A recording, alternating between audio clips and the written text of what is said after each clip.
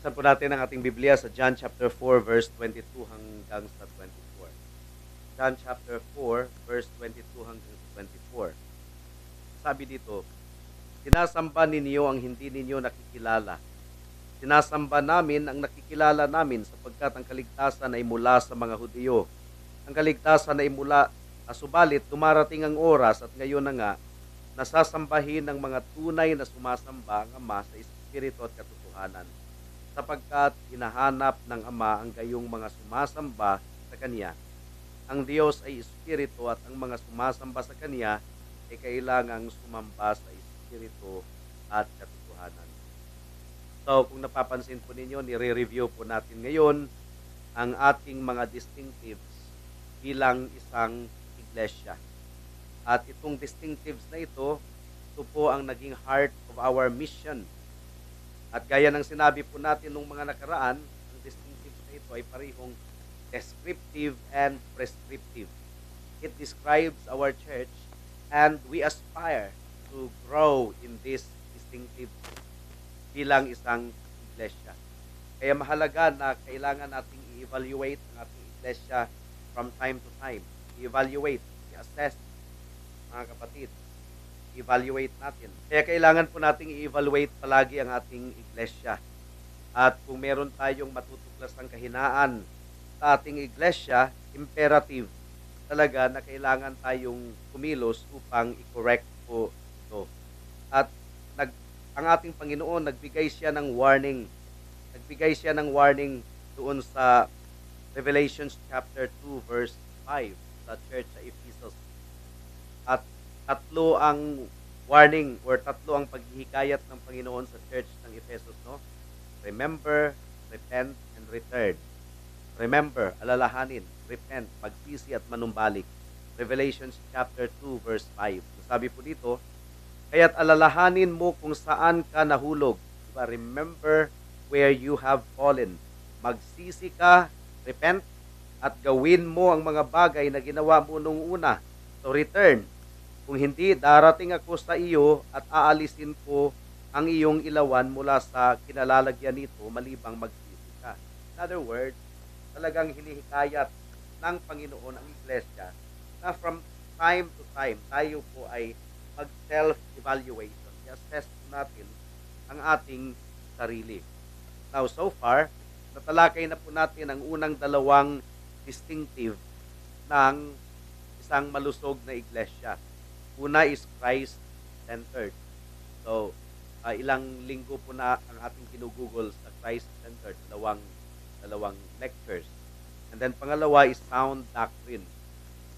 Tapos na po natin ang sound doctrine. Itong dalawang distinctives na ito ay mahalaga in order to uphold the next distinctives nating pag-aaralan. 5 distinctives pa ng isang local church. Si Jesus dapat ang focus sa lahat ng ating ginagawa bilang isang iglesia. Ang ating Panginoon ang Pangulo at nakabatay tayo sa lahat ng ating ginagawa, nakabatay lamang sa Biblia. It should be based on sound doctrine. So yung Christ-centered at saka yung sound doctrine ay talagang 2 foundational distinctives na mag-a-uphold sa mga iba pang distinctives na ating pag-aaralan. Ang Biblia dapat ang maging rule of truth sa lahat ng ating ginagawa bilang iglesia. Now, sa gabing ito, pangatlong distinctive ang ating pag-aaralan, distinctives ng isang biblical church, itong tinatawag na biblical worship. Biblical worship. This is the third distinctive ng ating iglesia, biblical worship. Sa John chapter 4, sa ating teksto, ay meron pong pag-uusap si Jesus at ang babaeng Samaritana doon po sa balon. Babaeng Samaritana ay relihiyosa, religious din, kumbinsido siya na ang paraan niya sa pagsamba ay proper. Yun ang tama. Pero ang response ng ating Panginoong Jesus sa verse 22 ay shocking. Kasi in-expose ng Panginoon ang mga Samaritans ay hindi nila alam ang kanilang sinasamba. Ang sabi ni Jesus dito, sinasamba ninyo ang hindi ninyo nakikilala. Sinasamba namin ang nakikilala namin sapagkat ang kaligtasan mula sa mga Hudyo. Subalit dumarating ang oras at ngayon na nga na sasampahin ng mga tunay na sumasamba ang Ama sa Espiritu at katotohanan sapagkat hinahanap ng Ama ang gayong mga sumasamba sa Kanya. Ang Diyos ay Espiritu. Ang Diyos ay Espiritu. God is a Spirit. Saan na ba ako? Ang Diyos ay Espiritu at ang mga sumasamba sa Kanya ay kailangang sumamba sa Espiritu at katotohanan. So, hinahanap ng Ama ang mga tunay na sumasamba. So, merong tunay, merong peke. So, if there are true worshipers, then there are also false worshipers. Ang true worshipers, mga kapatid, mga kaibigan, ay kinakailangang mag-engage sa isang pagsamba na nakabatay lamang sa salita ng katotohanan. In other words, it must be biblical worship. Unang-una, ang tunay na pagsamba ay Trinitarian worship. Sapagkat ito ay dinadirect natin sa Ama sa pamamagitan ng anak na si Jesucristo at sa ilalim ng leading and direction of the Holy Spirit. So, ang true worship is Trinitarian. Diba? Sound doctrine yan, yung pinag-aralan natin last time. Kaya nga, ang Christ-centered at saka sound doctrine, ito yung nag-a-uphold sa kasunod pang mga distinctives ng ating church na ating pinag-aaralan. Ang tunay na pagsamba ay naging posible lamang sa pamamagitan ng anak. Diba? Sa pamamagitan ni Jesus, meron tayong access sa Ama dahil si Jesus po ang ating tagapamagitan. Ang sabi po ng John chapter 14 verse 6, and this is a very common passage, sinabi sa kanya ni Jesus, "Ako ang daan at ang katotohanan at ang buhay. Sino man ay hindi makakarating sa Ama kundi sa pamamagitan ko." Diba? So, naging posible lamang ang worship sa pamamagitan ng anak. It is worship of the Father through His Son, Jesus Christ. And then, ang tunay na pagsamba ay spiritual worship. Spiritual worship. At nagdidemand ito ng puso na tunay nga na sumasamba. Sapagkat ang Christianity is a relationship. We are not worshiping a mechanical God. We are not worshiping an impersonal entity or impersonal being. We are worshiping a personal God. Ang Christianity ay relationship. At ang relationship na ito ay nare-reflect sa ating worship. If you really love the Lord, then you will give Him the best worship that you could. Paano tayo umibig sa Panginoon? We love Him because He first loved us. Balik pa rin tayo sa doctrine. Diba? Ang tunay na pagsamba ay kinakailangang kinikilala nito ang hindi masukat na kadakilaan ng Diyos na ating sinasamba. Hindi masukat na majesty, hindi masukat na kaluwalhatian. At ang tunay na pagsamba ay pagpapatira pa, pagpapasako po sa Kanya. At sa banal na kasulatan, ang paglapit natin sa Panginoon ay hindi talaga yan siya casual na parang lumalapit ka lang sa isang kaibigan, totoo na ang ating Panginoon, ang ating best friend, pero hindi ito parang casual lamang or common affair lamang na nagkakasalubong ang dalawang magkakilala, and then yun na yun. No, ang paglapit natin sa Panginoon ay nangangailangan palagi ng pag-bow down, in humble submission, sapagkat Diyos ating nilalapitan. So, lahat ng nauukol sa pagsamba ay kinakailangang consistent sa biblical na katotohanan. Tulad ng ating pag-awit. Ang ating pag-awit ay kinakailangang consistent sa biblical truth. So our singing must be theologically accurate. Diba? Colossians chapter 3 verse 16. Introductory lang po ito dahil hindi po natin ito matatapos ngayon. Colossians chapter 3 verse 16. Ang ating singing, ating pag-awit, kinakailangang theologically accurate. Regardless of the music style. Ano man ang music style, basta theologically accurate. Ang music style ay kinakailangan hindi makakaagaw pansin. Hindi makakaagaw pansin. Kaya doon na nag-focus sa music style, wala na sa lyrics. Iiwasan din natin yun. Okay? Kaya nga, hindi masyadong mahirap ang tono kasi imbes na makakakanta ng maayos, hihirapan na sundan. So, hindi na rin nakakakanta. Doon na nag-focus sa music. Hindi rin sobrang popish, maganda yung tono kasi baka doon na mag-focus sa, sa melody at hindi na talaga sa lyrics ng song. Ang ating pagkanta ay dapat regulated and theologically accurate. Colossians chapter 3 verse 16. Manirahan nawang sagana sa inyo ang salita ni Kristo ayon sa lahat ng karunungan. Magturo at magpaalalahanan kayo sa isa't isa sa pamamagitan ng mga salmo, mga himno at mga awiting espiritual na umaawit na may pasasalamat sa Diyos sa inyong mga puso. Ano pa ang kadalasang ginagawa natin sa pagsamba? Diba ang preaching ay part of worship?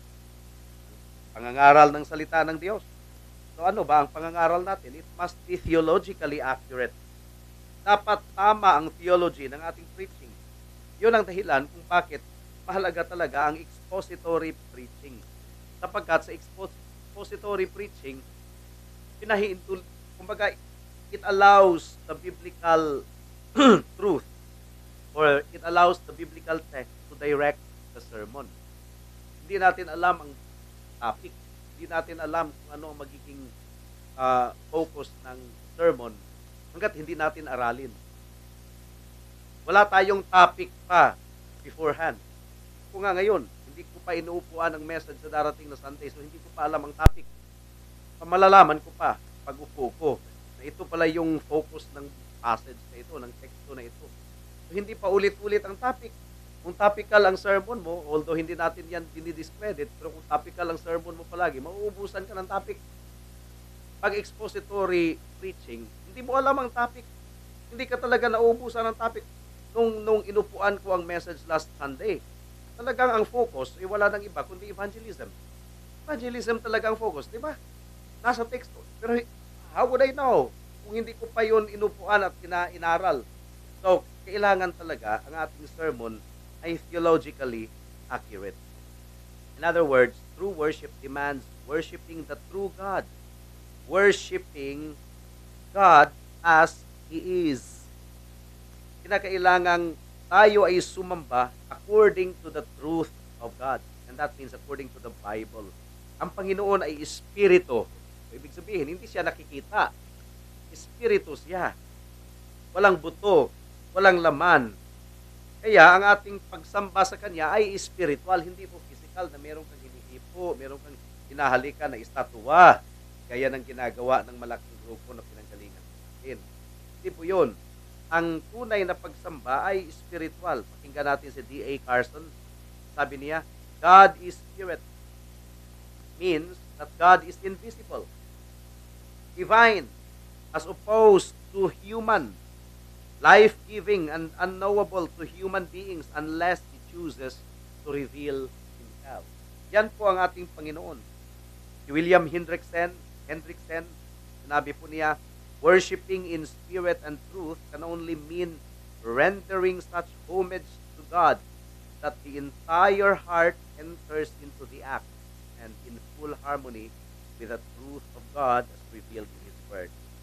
Such worship, therefore, will not only be spiritual instead of physical, inward instead of outward, but it will also be directed to the true God as set forth in Scripture and as displayed in the work of redemption. So, ang tunay na pagsamba ay nagdidemand na ito ay mag-i-include. Ano ba sa Tagalog yung include? Isasama. Ang tunay na pagsamba ay nagdidemand na isasama natin yung mga elemento ng pagsamba na inutos lang ng Panginoon. Hindi tayo magdadagdag ng mga elemento na hindi naman ipinag-uutos sa Bible. Ito yung tinatawag na regulative principle of worship. Of course, next week na po natin ito matalakay. Kasi kulang na tayo sa oras. Late tayong nag-start. For example, 1689, chapter 22, paragraph 1. Ang sabi po ng 1689, the light of nature shows that there is a God who hath lordship and sovereignty over all. is just, good, and does good unto all, and is therefore to be feared, loved, praised, called upon, trusted in, and served with all the heart and all the soul and with all the might. But the acceptable way of worshiping the true God is instituted by Himself, and so limited by His own revealed will. Ang Panginoon ang nag-institute kung paano siya sambahin. So, kung ano lang kanyang pinahayag, yun lang ang ating gagawin. That He may not be worshipped according to the imaginations and devices of men, nor the suggestions of Satan under any visible representations or any other way not prescribed in the Holy Scriptures. So mag-ingat tayo sa ating pagsamba, pagka naman ay i-include natin ang mga elemento na hindi prescribed ng banal na kasulatan. So, kung naniniwala tayo sa sola scriptura, the sufficiency of the scriptures, huwag na nating dagdagan. Diba? Normative principle of worship. Ang normative, yun yung nagsasabing, basta hindi pinagbabawal, okay lang gawin.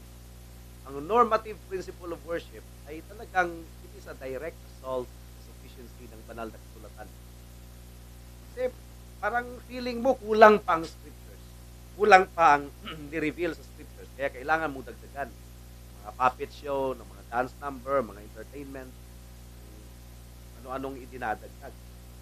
Whereas, ang regulative principle of worship, ay talagang nag-i-stick tayo sa sufficiency ng scripture. Ganun naman talaga eh. Kung honest lang ang mga churches, kaya ayaw nila sa regulative principle of worship kasi wala talaga silang tiwala sa kasapatan ng banal na kasulatan. Nagtitiwala talaga sila na kung ang kanilang pagsamba ay talagang contemporary style, yung tipong nag-i-enjoy ang lahat, musically appealing, lahat-lahat, at talagang iniisip nila na sa pamamagitan noon, ang mga tao ay mahihikayat kay Kristo. Pero, aminin natin, maraming beses lamang ang kanta ng mga popular artists kaysa sa mga song sa church, ay contemporary songs pa. Lamang ang appeal ng popular artist. Kasi idolatry yun eh. Magandang boses, magandang tono, tapos nakikita sa stage, ina-idolize ng mga tao, talagang mas appealing yun. Kung doon tayo mag-focus sa entertainment value. Entertainment value naman talaga. Gandahan ng music, gandahan ng tugtog, ang instrument, gawing bongga. Sa madaling sabi, taasan ang entertainment value ng song para ang mga tao ay ma-hook at sila ay magpatuloy. So doon talaga, doon sila umaasa sa music. Hindi tayo umaasa sa music. Doon tayo, hindi natin ina-idolize sa music. Doon tayo umaasa sa banal na espiritu na hihipo sa puso at isipan ng mga tao. Sapat na ang salita ng Panginoon, huwag tayong ma-insecure. Kung yun lang ang elemento ng worship na kailangan nating i-include or isama, yun lang, huwag na nating lagpasan pa. Chapter 22, paragraph 5 ng 1689, the reading of scriptures, preaching and hearing the word of God, teaching and admonishing one another in psalms, hymns, and spiritual songs, singing with grace in our hearts to the Lord, and also the administration of baptism and the Lord's Supper are all parts of religious worship of God. Yun lang, hanggang doon lang. Hanggang doon lang. So, sa pagpapatuloy po natin next week, hindi na po natin ito makakaya ngayon, pag-aralan po natin ang tatlong bagay, Lord be willing. Una, the regulative principle of worship. Found po natin ito. Pangalawa, the regulative principle in practice. The regulative principle in practice. Pangatlo, the regulative principle in devotion. Remember, hindi lang tayo concerned sa precise element of worship. Pero ang tinitingnan talaga ng Panginoon ay ang puso. So, kahit regulative principle pa yung ginagamit mong elemento sa mga worship, ang puso mo naman ay malayo, hindi ka pa rin sumasamba. Kaya nga, sa pangatlong bahagi is the regulative principle in devotion. Yung galing talaga sa puso, kaluluwa mo, tunay na sumasamba sa Diyos. Now, para sa mga kaibigan natin na wala pa kay Kristo, bago maka-worship ng tunay ang isang tao sa Panginoon, dapat maligtas muna siya. Mabago yung kanyang puso. Kasi kung hindi ang Diyos ang sinasamba ng isang tao, sino ang sinasamba? Satanas, pera, karangyaan, lahat ng kalayawan dito sa mundo. Ang puso talaga ay wala talaga sa Panginoon. So, imposible. Aralan natin ang worship. Turo natin ang worship sa isang unbeliever. That is nonsense to him. He would rather play Dota or play Mobile Legends kaysa sa sumamba sa Panginoon. It doesn't appeal him. Kaya, bago ang tunay na worship, kinakailangang maligtas. Kaligtasan mula sa pagkaalipin sa kasalanan. Kaligtasan mula sa pusong namumuhi sa Diyos at umiibig sa kasalanan. Kaligtasan mula sa kaparusahan sa kasalanan. Paano maligtas ang isang tao? Pamamagitan ng ginawa ni Kristo, ang kanyang dugo at katuwiran. Matanggap mong kaligtasan kung ikaw ay magsisi sa kasalanan mo at manampalataya kay Kristo. So, yun ang hamon, kaibigan, para sa iyo ngayong gabi. Kung hindi ka sumasamba sa Diyos, sumasamba ka ni Satanas, whether you admit it or not, whether you are aware of it or not. At naway makita mo ang bigat ng katotohanan iyan. Magmadali kang tumakbo kay Kristo at ariin siya bilang iyong Diyos. Tayo ay manalangin. Salamat o aming Panginoon sa mensahe ninyo sa gabing ito. Salamat sa pag-sustain ninyo sa boses ng inyong lingkod, maging sa kalusugan. At naway i-bless ninyo ang aming fellowship ngayong gabi, ang lahat ng aming mga ministries pa ngayong gabi, meeting with other brethren from other places. Salamat o Diyos. In Jesus' name we pray.